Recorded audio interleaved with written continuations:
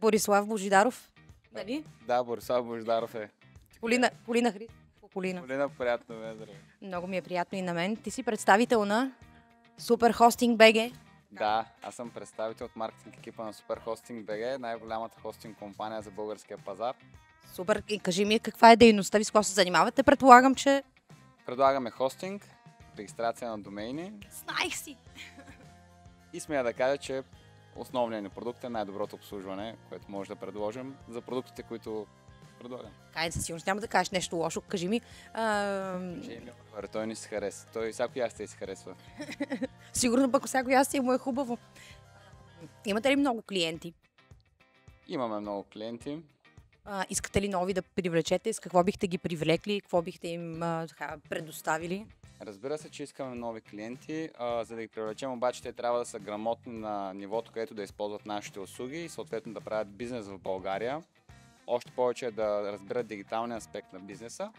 И затова присъстваме на събития като Digital Forum, за да може да се срещнем с тях, да се срещнем с текущите си клиенти, да се срещнем с нови потенциални клиенти и да помогнем в това да бъдат по-грамотни за дигиталната част на бизнеса. И създаде ли нови контакти тук от вчера? Да. Доволен ли си? Доволен съм. Има нови контакти, има стари контакти, които видяхме, така че е супер. Чудесно. Тази година имах възможност да присъствам във всички градове на Digital Force събитията и видяхме много клиенти, много нови хора, които се надяваме да не станат клиенти. Как се струва тук изданието в Стара Загора? Какво е по-различно от другите? В Стара Загора за първ път идвам на това издание. Мисля, че е супер, наподобява на събитията в Пловдив.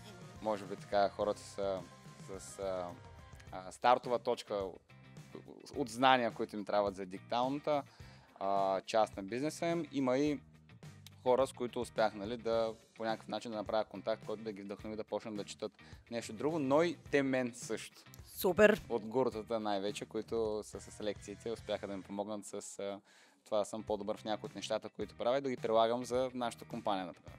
А как оценяваш дигиталната култура така на бизнеса в България? Има ли още много какво да учим? Според мен има още какво да учим и не мисля, че има някаква крайна точка, която ще достигне, тъй като дигиталната култура, тя зависи от динамичната среда и промените. Така че дигиталното е едно постоянно пътешествие.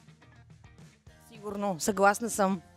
Постоянно се развива. Да, постоянно се развива и за да си в крак с него, трябва да си постоянно да четеш, да действаш, да учиш, да питаш, да се обръщаш към когото трябва най-вече. Добре, нещо искаш да пожелаеш на колегите си в дигиталния сектор? Да продължават да искат. Благодаря ти много. Борислав Божидаров. Значи.